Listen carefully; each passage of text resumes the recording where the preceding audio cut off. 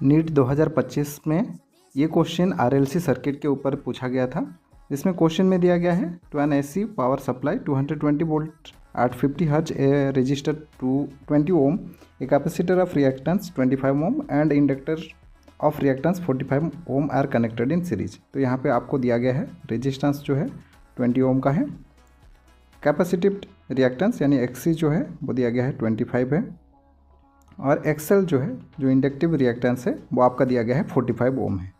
अब इस केस में अगर हम लोग नेट रिएक्टेंस निकालेंगे तो ये होता है Excel minus XC.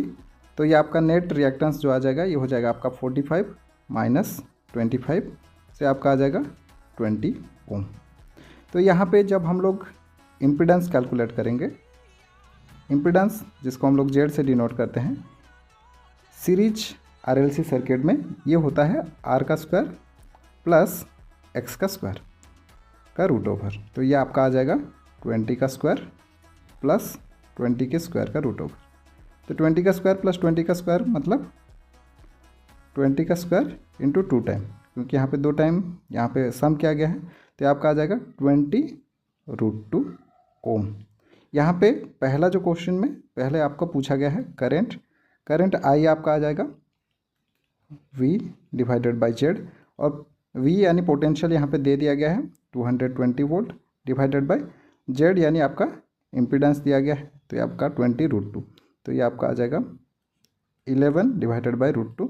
So 11 divided by √2 आपका आ जाएगा 11, और √2 का वैल्यू होता है 1.414। तो इसको अगर हम लोग सॉल्व करेंगे ये आपका आ जाएगा 7.8 एम्पियर के आसपास।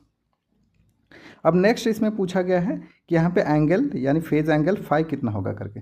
तो फेज एंगल फाई जो होता है इसको हम लोग tan फाई से डिनोट करते हैं। तो tan फाई आपका हो जाएगा x यानी जो रिएक्टेंस है net reactance divided by resistance. तो ये आपका नेट रिएक्टेंस आपका 20 ओम है डिवाइडेड बाय रिएक्टेंस आपका रेजिस्टेंस आपका 20 ओम, तो ये आपका 1 हो जाएगा। तो tan फाई आपका वैल्यू आ गया 1, तो इसका मतलब फाई जो है ये आपका tan इनवर्स 1 हो जाएगा, और tan इनवर्स 1 आपका होता है 45 डिग्री।